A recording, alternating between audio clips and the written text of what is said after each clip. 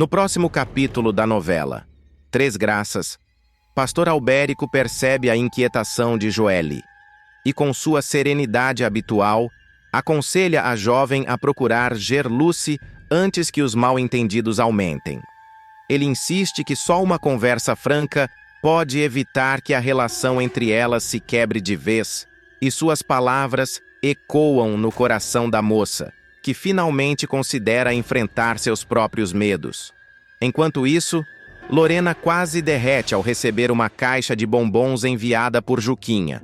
O gesto simples, mas carregado de intenção, deixa a garota sorrindo à toa, reacendendo a chama de um romance que parecia tímido demais para vingar. Juquinha, por sua vez, tenta agir naturalmente, mas falha miseravelmente, tropeçando até na própria fala quando a vê agradecendo o presente. Antes de continuar, clique no botão de gostei, se inscreva no canal e comente de qual cidade você assiste a novela. Na outra ponta da trama, Xênica deixa Zenilda em choque ao contar sobre os boatos que circulam pela cidade. Os remédios distribuídos pela fundação podem não funcionar como prometido. A notícia cai como uma bomba no colo da esposa de Ferretti, que, sem pensar duas vezes, decide procurar Viviane para entender a dimensão do problema. A tensão só aumenta quando Zenilda percebe que Leonardo fica visivelmente abalado ao saber que ela esteve com Viviane. A relação entre eles nunca esteve tão frágil. Já na mansão, Josefa não aprova a nova cuidadora enviada para substituir Cláudia, implicando no tom, nas atitudes e até no modo de arrumar as flores da sala.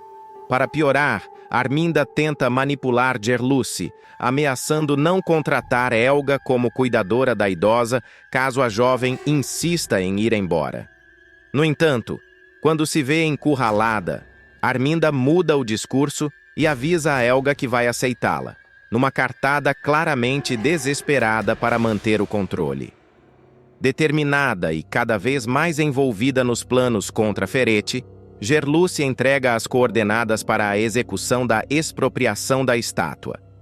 Em reunião tensa, ela avisa Viviane, Joaquim, Misael e Júnior que em breve comunicará a data exata da operação e que, quando o dia chegar, ninguém poderá vacilar.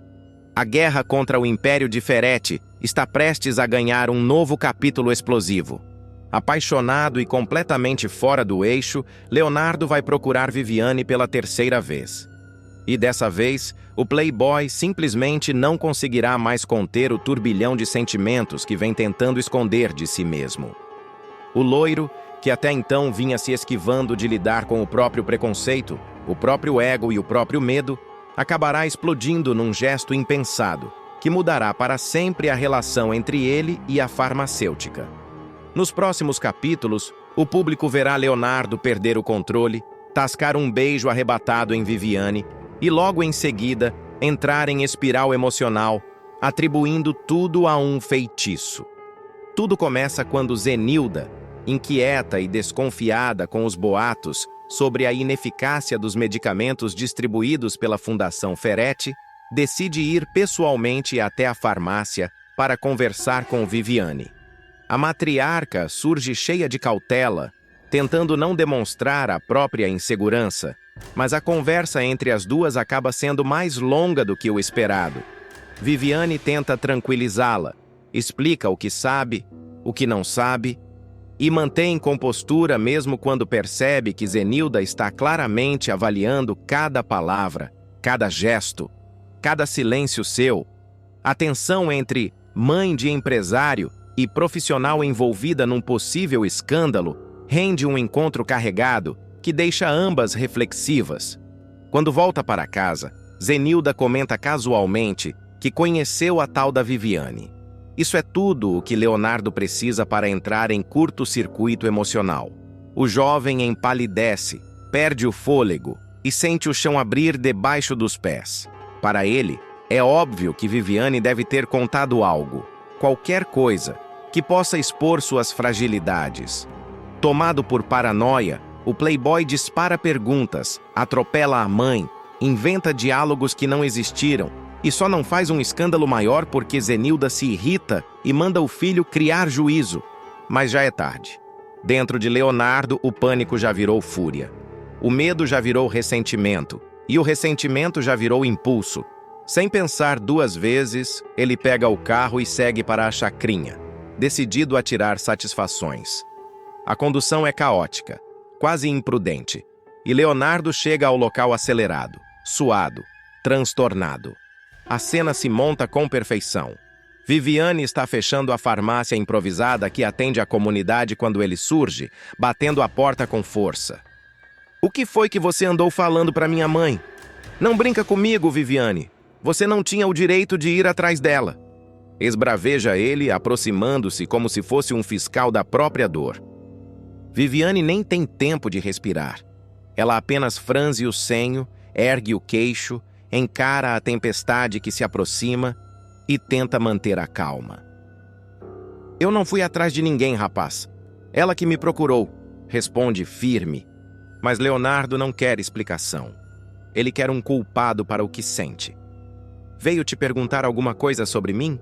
O que você falou para ela?" Insiste, a voz trêmula, os olhos arregalados. "Se enxerga, Leonardo. Nem tudo é sobre você. A sua mãe veio por outro motivo. Você não é o centro do mundo."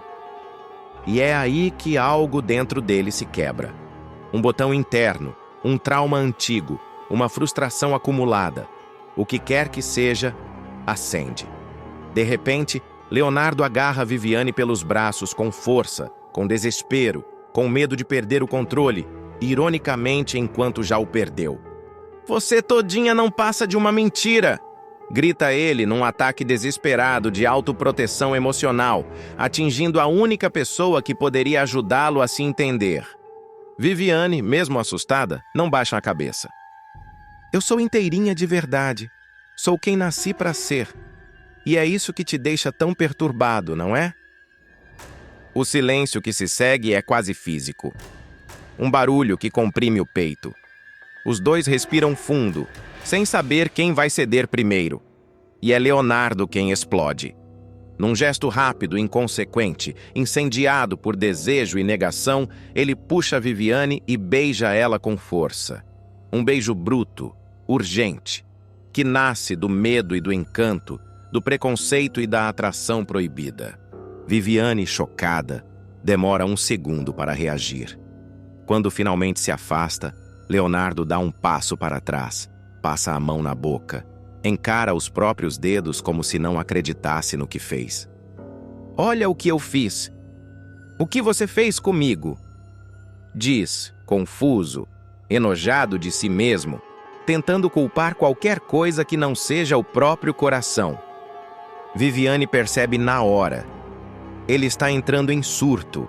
Ela respira fundo e tenta conter a explosão. Mas Leonardo não deixa.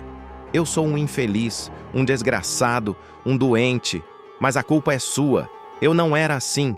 O que é que você fez, me diz? Foi feitiço seu? Bruxaria? Magia negra?" A farmacêutica leva um susto real. O delírio dele é intenso demais, perigoso demais, carregado de dor e ignorância. Mas ela escolhe a única resposta sensata possível naquele momento. "Léo, vai para casa. Vai, segura tua onda, me esquece, apaga tudo." Os dois ficam frente a frente, imersos num silêncio grosso como névoa. Nenhum dos dois respira direito. Nenhum dos dois entende o que está sentindo. O futuro deles muda ali, mesmo que nenhum esteja pronto para admitir. Por fim, Leonardo recua. Primeiro um passo, depois outro. Ele olha para Viviane como se estivesse olhando para um espelho que revela demais. Em seguida, entra no carro e desaparece pela estrada, acelerando como quem foge do próprio peito. Após a fuga desesperada de Leonardo, Viviane permanece alguns segundos paralisada, respirando fundo, tentando compreender o que acabou de acontecer. O beijo ainda queima na boca. Não pelo afeto, mas pelo caos. O medo ainda trêmula no peito. Não por ele, mas pela intensidade desequilibrada daquele encontro. E acima de tudo, a tristeza pesa, porque ela sabe, com amarga clareza, que o problema não é ela. É ele. É tudo o que ele não sabe lidar. Tudo o que ele se recusa a encarar. Viviane fecha a porta da farmácia da Chacrinha com as mãos trêmulas. Encosta a testa na madeira e solta um suspiro longo.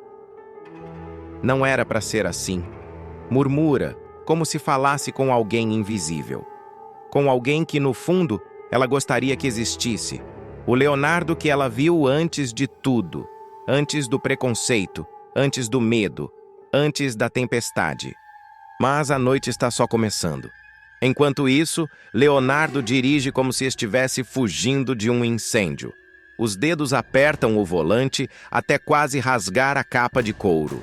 O choque do beijo se mistura com vergonha, culpa, ódio, paixão e a eterna sensação de ser um eterno menino mimado que nunca aprendeu a lidar com sentimentos verdadeiros.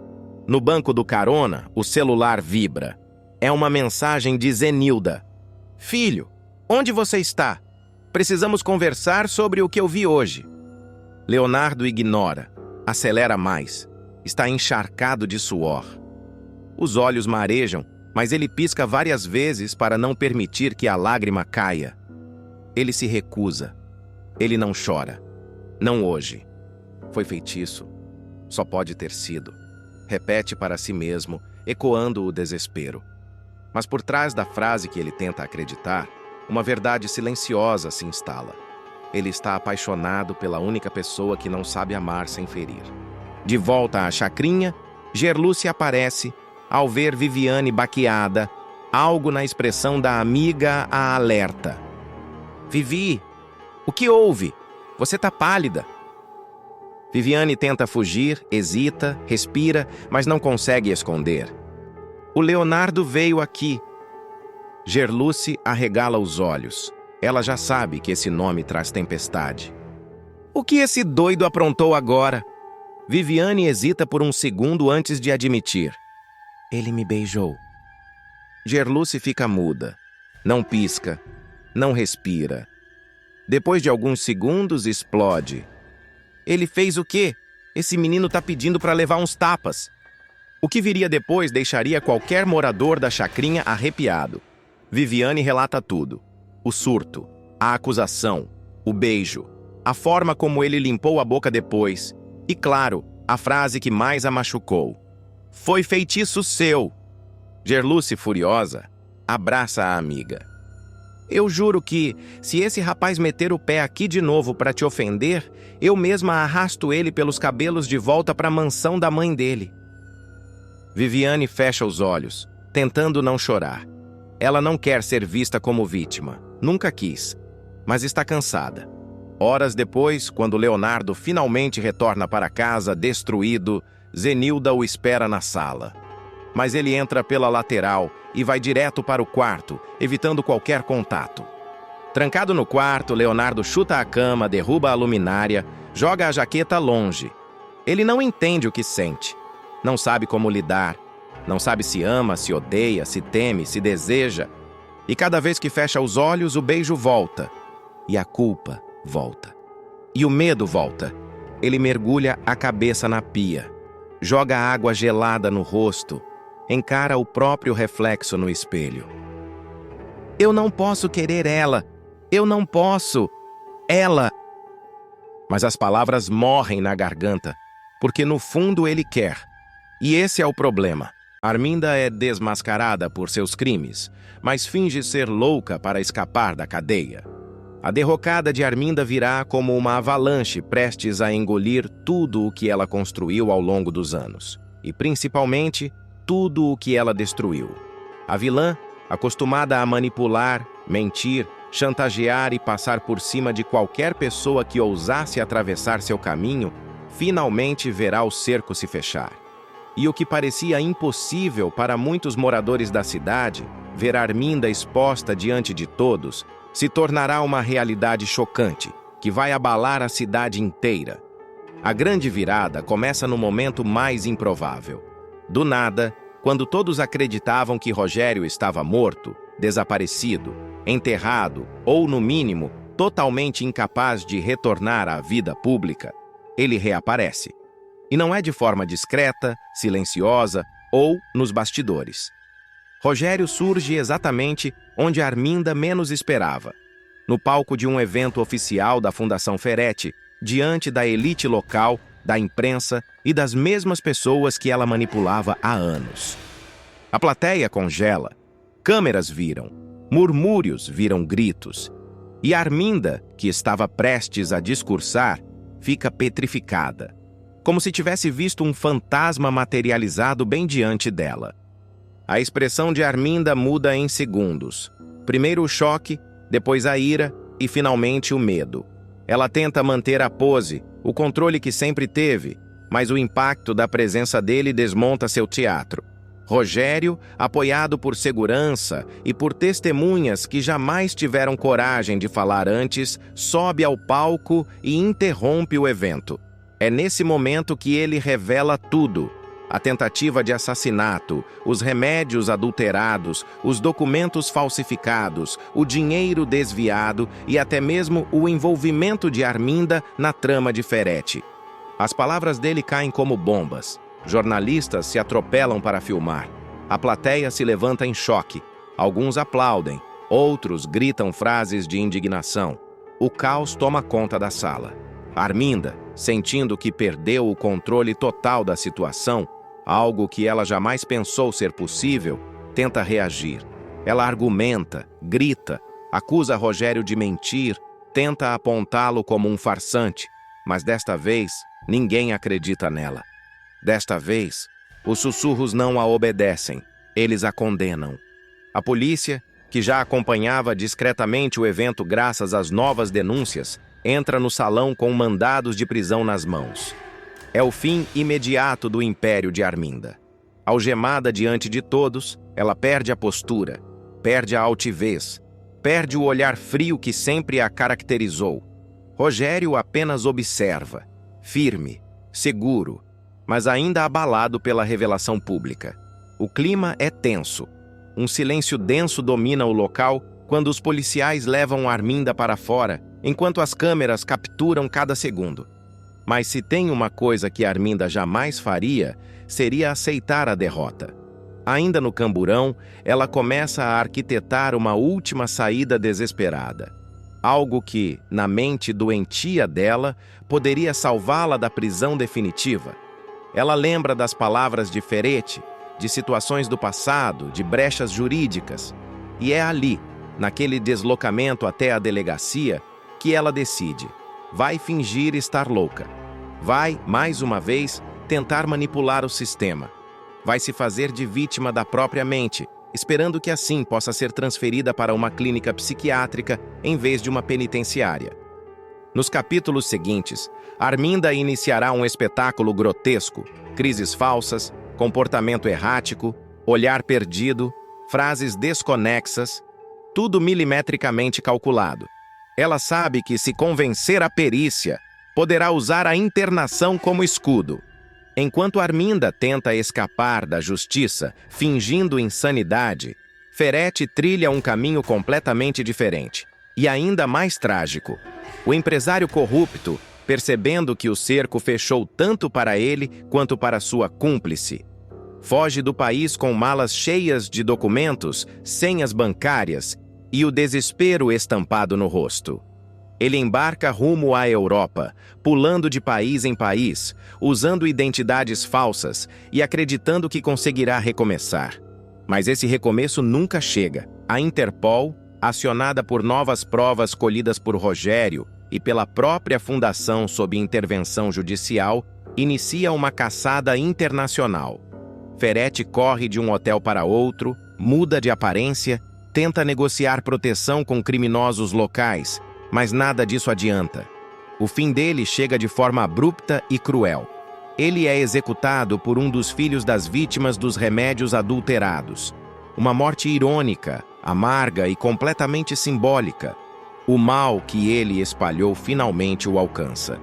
Enquanto os vilões afundam em seus próprios abismos, Gerluce vive uma transformação surpreendente. Após ser presa por roubar a estátua das Três Graças, a jovem passa dias sem esperanças, acreditando que seu nome estava queimado para sempre. Mas a verdade aparece. Ela não era a responsável pelo sumiço da peça. E, com novas provas, Gerluce passa a responder em liberdade. Livre das acusações e com seu nome limpo, ela e Paulinho finalmente encontram paz e decidem se casar. O casamento, simples e cheio de emoção, marca o início de uma nova fase para ela.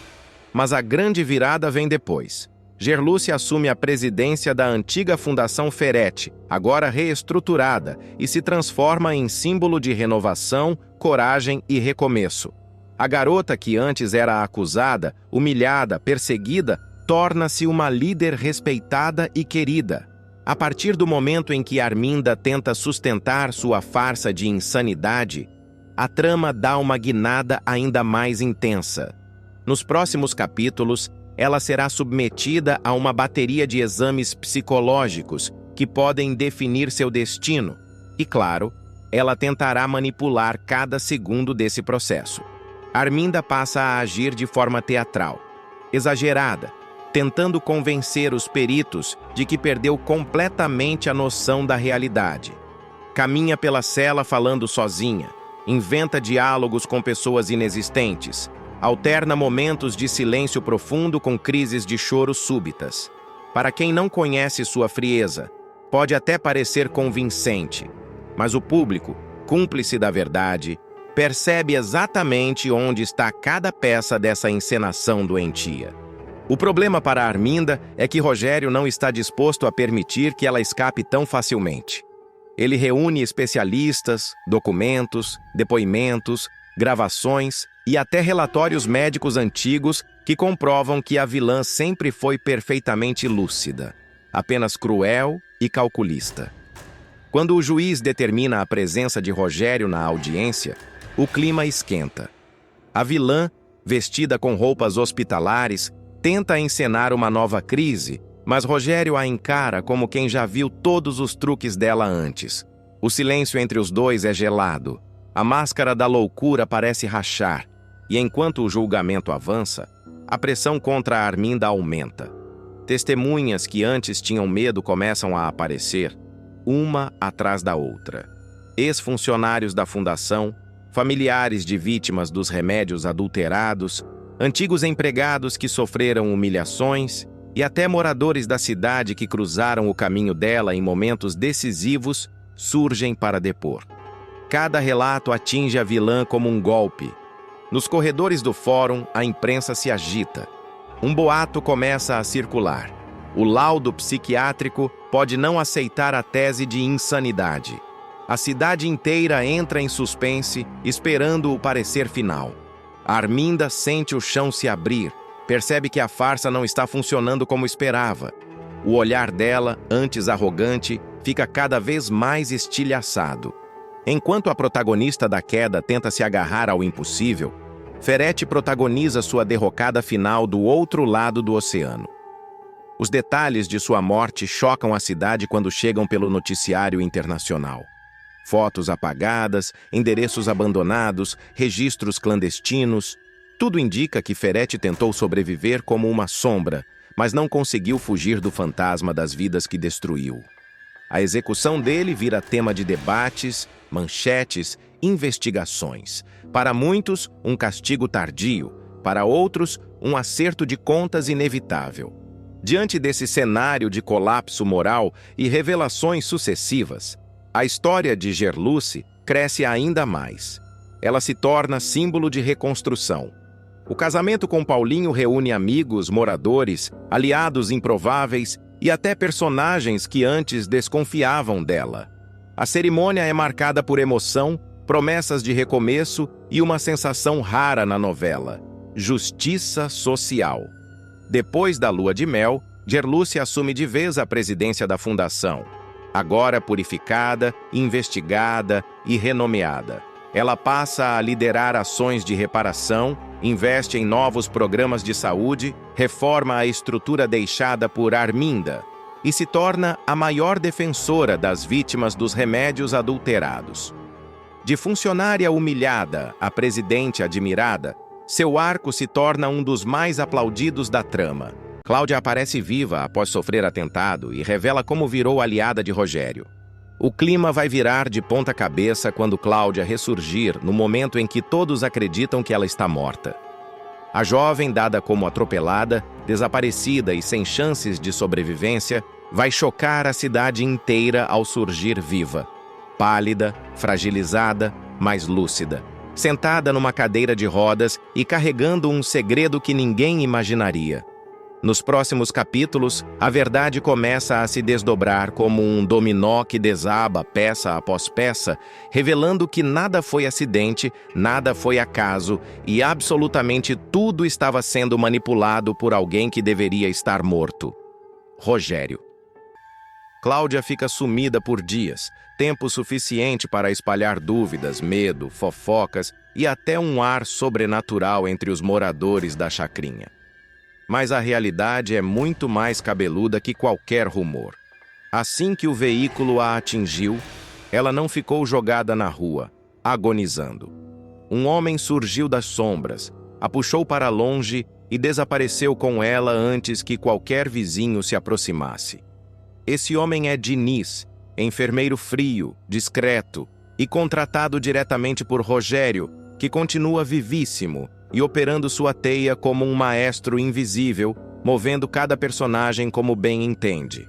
Agora instalada numa casa de praia afastada, com cheiro de sal, paredes descascando e portas emperradas por ferrugem, Cláudia tenta se recuperar dos ferimentos. Ela está medrosa, abatida, mas não derrotada. A cada noite, sua respiração irregular ecoa no ambiente e sempre que fecha os olhos, revive o momento do atropelamento. Diniz faz curativos, administra remédios e, apesar de parecer neutro, carrega nos olhos a lealdade cega ao mandante. E é ali, naquele canto escondido, que o destino decide brincar. Gerluce e Paulinho também estão na mesma praia, hospedados em uma casa vizinha, tentando descansar do peso da vida e da última sequência de tragédias da chacrinha. O tormento começa quando Cláudia acorda com vozes conhecidas vindo da areia. A princípio, ela acredita estar delirando, mas quando ouve claramente Gerluce chamando Paulinho para entrar no mar, o pânico devora sua lucidez. Suas mãos tremem, seu peito aperta, e sem pensar duas vezes, ela se arrasta para longe da janela. Em desespero absoluto, liga para Rogério com voz trêmula. "Ela tá aqui! Ela tá aqui! Se me ver, acaba tudo!" Rogério, sempre gélido, responde com sua calma macabra. "Então não deixe que ela veja. Saia daí agora. Vou mandar alguém arrumar um hotel para você. Você sabe o que fazer." Cláudia obedece sem discutir. Pede ajuda a Diniz, que imediatamente a coloca no carro e desaparece da praia sem ser visto por ninguém. Durante o trajeto, destruída emocionalmente, ela perde o controle e chora, soluçando como se revivesse a dor física e psicológica do atentado. Diniz tenta acalmá-la, mas não esconde a frieza profissional. "Você só está viva porque o Dr. Rogério mandou. Ele disse que eu deveria te vigiar naquela casa. Disse que ia acontecer alguma coisa com você se continuasse lá. Ele previu e estava certo." A revelação faz Cláudia recuar contra o banco. Só de lembrar, foi horrível. Eu ainda escuto o barulho do carro. Sinto o chão gelado, o mundo girando. Diniz, sem se comover, completa. "Você teve sorte. Outra pessoa não teria sobrevivido." E é aí que, pela primeira vez, Cláudia solta o veneno acumulado em 2 anos infiltrada na mansão. A ex-mulher dele. Aquela mulher merece o apelido que tem. Dona Cobra. Uma assassina disfarçada de dama da alta sociedade. E aquele parceiro dela? Ferete, outro verme. Eu vi coisas naquela casa que ninguém imaginaria. Cláudia começa a abrir o jogo. Ainda trêmula, encara Diniz e solta o que estava guardado desde o dia em que entrou na casa de Arminda. "Você acha que eu estava lá por quê? Por caridade? Por destino?" Rogério mexeu os pauzinhos, me colocou lá dentro muito antes de tudo explodir. Faz 2 anos que eu vivo como sombra naquela mansão. 2 anos ouvindo, observando, anotando, suportando humilhações, fingindo que era só uma cuidadora esforçada, bobinha, sem maldade. Diniz pergunta se ela se arrepende. Cláudia dá uma risada curta, quase amarga. Foi difícil fazer aquele teatro, fingir a mocinha pobre, estudiosa, com aquele sonho ridículo de virar médica, carregar aqueles livros como se fossem parte da minha alma. Eu odiei cada segundo, mas Rogério precisava de alguém dentro da casa dela, e eu precisava sobreviver. A cada frase, a máscara da Cláudia boazinha se desfaz. Ela revela detalhes sobre como Rogério arquitetou tudo, desde a escolha dela até os pequenos bilhetes que deixava escondidos dentro de caixas de remédio enviadas como doações. Conta que o vilão sabia de cada movimento de Arminda, de cada visita de Ferete, de cada objeto mexido e, principalmente, sabia que sua suposta morte era a única jogada capaz de tirar todos do eixo e preparar o retorno triunfal dele. Ela revela mais. Diz que Rogério prometeu protegê-la, prometeu pagar seus estudos, prometeu tirá-la da miséria, promessas que ele sempre usou como coleira, mantendo-a presa ao esquema. Eu devia ter ido embora, mas não consegui, confessa, apertando os dedos da cadeira de rodas até ficarem brancos. E então, com a voz tomada de uma frieza nova, ela admite: eu vi o suficiente para saber que Arminda e Ferete não podem continuar respirando tranquilos. Eles destruíram famílias, mentiram, manipularam, mataram. E se Rogério não tivesse me colocado ali, eu seria só mais uma vítima deles. O enfermeiro percebe que a jovem não fala apenas com medo, fala com ódio. Um ódio nascido do atropelamento, das humilhações, da vida dupla, do risco constante. E essa fúria, agora misturada com a lealdade que Rogério plantou, cria um monstro novo, uma Cláudia que Três Graças nunca imaginou. Ela respira fundo, encara o teto do hotel e murmura: quando eu voltar, nada vai ser como antes. Cláudia respira fundo quando finalmente chega ao hotel reservado por Rogério. O quarto é simples, apertado, com cortinas pesadas que bloqueiam a luz da tarde. Diniz a coloca na cadeira de rodas e verifica os curativos novamente. A cada toque, Cláudia sente o peso da própria vulnerabilidade, e isso a enoja. Ela sempre se achou forte, esperta, capaz de sobreviver a qualquer coisa. Mas agora, vendo-se limitada, ela tem apenas uma certeza: alguém vai pagar por tudo.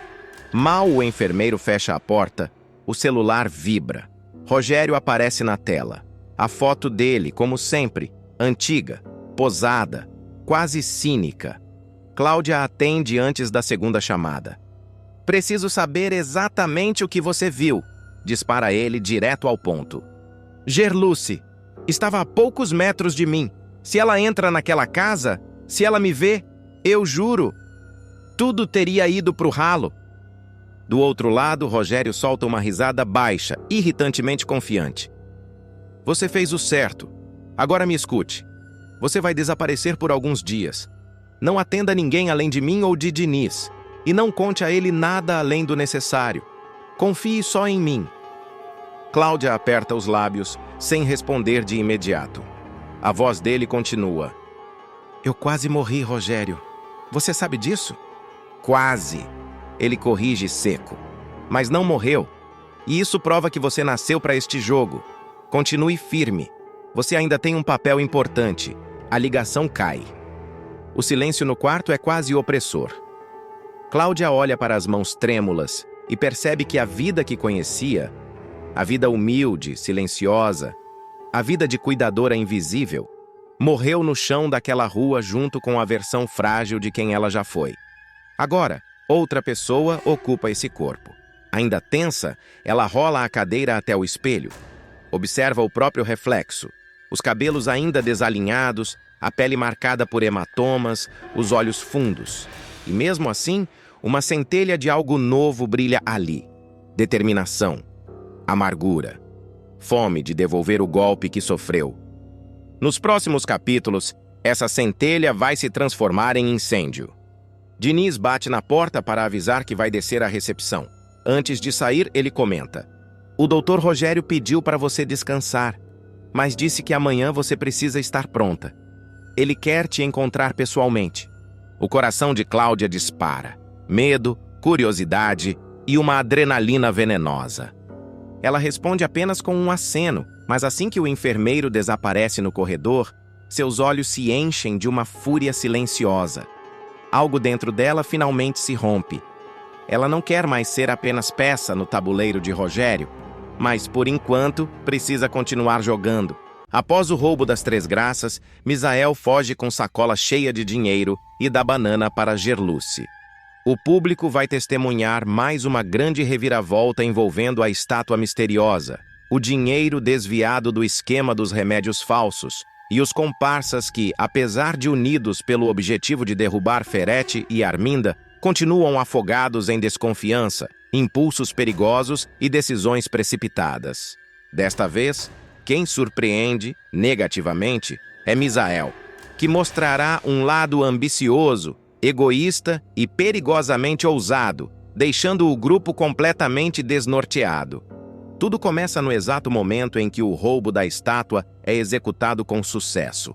A mansão de Arminda estará silenciosa, mergulhada naquela tensão típica de operação criminosa mal planejada, mas que deu certo por pura sorte. Gerluce, Joaquim, Xênica e Misael terão conseguido entrar no quarto secreto da patroa, localizar a escultura das Três Graças e, numa mistura de adrenalina e medo, retirar o objeto do esconderijo sem que ninguém perceba. A cada minuto que passa, o risco cresce. E isso só faz a sombra da traição de Misael ganhar forma. A sacola que ele decide pegar não é uma sacola qualquer. É uma daquelas de supermercado que Ferete usa para encobrir suas entregas clandestinas de dinheiro vivo à sua amante Arminda. São sacolas que escondem maços e maços de notas, sempre disfarçadas com pacotes de arroz, feijão, açúcar, macarrão e outros itens que dão a impressão de doações. Um teatrinho cansado que Ferete apresenta há anos para manter sua reputação intacta diante da fundação e do povo da chacrinha. Mas o que ele realmente deposita ali são rastros de um esquema milionário que sustenta o estilo de vida luxuoso da dupla e alimenta os crimes que vêm devastando a cidade. Essas sacolas, inclusive, ficam guardadas no mesmo quarto onde Arminda esconde a estátua das Três Graças, símbolo de sua ganância e, ao mesmo tempo, o cofre perfeito para esconder o montante gigantesco do desvio. O público vai entender que tudo ali foi planejado com precisão milimétrica, menos a lealdade de Misael, que, como ficará claro, é frágil demais diante da tentação do dinheiro fácil. Logo após o sucesso do roubo, Gerluce distribuirá ordens rápidas, tentando manter o grupo unido e garantir que ninguém faça besteira. Mas Misael estará com o olhar vidrado na sacola, como se ela o chamasse. A respiração dele fica diferente, o corpo tenso, e o público já começa a perceber que algo está prestes a acontecer. Gerluce, concentrada na estátua, não percebe a mudança sutil, mas Joaquim e Xênica trocam olhares inquietos. Mesmo assim, ninguém imagina o tamanho da traição que virá. Em uma fração de segundo, Misael toma uma decisão movida por pura cobiça. Com o coração acelerado, ele agarra a sacola, solta um sorriso torto, faz um gesto debochado com a mão, uma verdadeira banana para Gerluce, e dispara em corrida. A cena será rápida, surpreendente e impactante. O grupo grita, tenta alcançá-lo, mas Misael já está longe, atravessando a rua, desaparecendo no escuro como um fantasma. É o tipo de virada que adiciona caos à trama e deixa o público aflito, imaginando as consequências dessa traição. O grupo ficará desolado, principalmente Gerluce, que se sentirá duplamente traída, pelo golpe e por alguém que ela acreditava ser confiável. Mas, como é típico em Três Graças, o destino prepara algo maior, e justamente no momento mais inesperado. Enquanto tentam reorganizar o plano e lamentam o prejuízo, Joaquim percebe algo estranho na base da estátua. Uma risca, uma fenda minúscula, quase imperceptível. Ele chama os outros, E é aí que Gerluce, ainda irritada, decide investigar de perto. Com cuidado, os três descobrem um compartimento secreto escondido dentro da peça. O coração de todos dispara. A tensão muda de cor. O medo dá lugar à esperança. Ao abrirem o compartimento, são surpreendidos por uma visão quase inacreditável. Pilhas e pilhas de dinheiro, envoltos em elásticos, organizados e escondidos com perfeição. Ali dentro está o coração financeiro do esquema de Ferretti. Ali dentro está a prova de que a estátua nunca foi apenas um objeto decorativo, mas sim um cofre meticulosamente planejado para esconder o grosso da fortuna desviada. Nada menos que 5 milhões de reais jazem ali, intactos, limpos, brilhando como uma promessa de liberdade para o povo da Chacrinha, e como uma sentença para Ferretti e Arminda. Joaquim, emocionado, deixa escapar uma gargalhada nervosa, enquanto Xênica cobre a boca, chocada. Gerluce, ainda com o coração dividido entre a raiva e o alívio, murmura que esse dinheiro pode ser a chave para derrubar de vez os vilões. E é nesse momento que Joaquim solta a frase que mudará o clima do grupo. Com a grana toda que encontramos, a gente não precisa mais esperar pelo dinheiro da venda dessas mulheres de pedra. A fala chega com força, tomada por alívio, esperança e a sensação de que finalmente algo começa a virar a favor deles. Eles não precisam mais depender de Misael, nem da venda da estátua, nem de planos mirabolantes. O dinheiro está ali. Todo o trabalho, todo o risco, toda a dor, de repente parece ter valido a pena. Enquanto o grupo encara a fortuna escondida e tenta assimilar o peso daquela descoberta, um novo medo começa a se instalar. Se esse dinheiro estava oculto dentro da estátua, então Arminda e Ferretti certamente perceberão a falta muito antes do que o grupo havia previsto. A estátua, afinal, não era apenas um souvenir caro, mas sim o cofre-mãe de todo o esquema, a base financeira que sustentava cada fraude, cada remessa clandestina, cada chantagem executada pela dupla. Gerluce respira fundo, tentando afastar o tremor das mãos. A adrenalina deixa seu corpo em alerta máximo. Ela sabe que o plano, a partir daqui, entra num território ainda mais perigoso. Se Arminda descobrir o roubo, sua fúria será devastadora. E se Ferretti desconfiar que o dinheiro sumiu, ele não hesitará em ir atrás de cada um deles, especialmente depois de anos mantendo tudo sob controle e acreditando que ninguém jamais descobriria o compartimento secreto. Xênica, ainda chocada com a quantia, comenta em voz baixa que Misael, com toda a sua ganância, nem imagina o que deixou escapar. Ele fugiu com uma sacola cheia, mas ignorou que a verdadeira riqueza estava diante do nariz dele o tempo inteiro. Joaquim solta uma risada amarga, dizendo que era previsível. Pra gente como Misael, o que brilha primeiro é o que vale. Ele viu a sacola, não viu a fortuna. Gerluce, porém, sabe que a presença de Misael nas ruas agora é um risco incalculável. Ele pode ser pego, pode ser seguido, pode tentar negociar a grana com alguém, e no caminho, pode entregar informações que comprometam todo o grupo. Pior, pode ser encontrado por Arminda ou Ferretti, que não pensariam duas vezes antes de arrancar dele tudo o que sabe. O viúvo vira, de repente, um inimigo involuntário, uma bomba-relógio ambulante. É nesse instante que Joaquim propõe algo ousado: esconder a estátua longe da chacrinha por alguns dias, até que definam como usar o dinheiro sem chamar atenção. Xênica sugere desmontar um dos quartos do bar antigo do pai dela, que está fechado há anos. Gerluce reluta, mas percebe que não há tempo para elaborar um plano melhor. Eles precisam agir com rapidez e silêncio, duas coisas que nunca foram o forte desse grupo improvisado. Enquanto isso, do outro lado da cidade, Misael surge ofegante, suado, nervoso, entrando num quarto barato de pensão. Ele joga a sacola sobre a cama e começa a abrir tudo com a avidez de um homem que passou a vida inteira acreditando que a sorte nunca bateria à sua porta.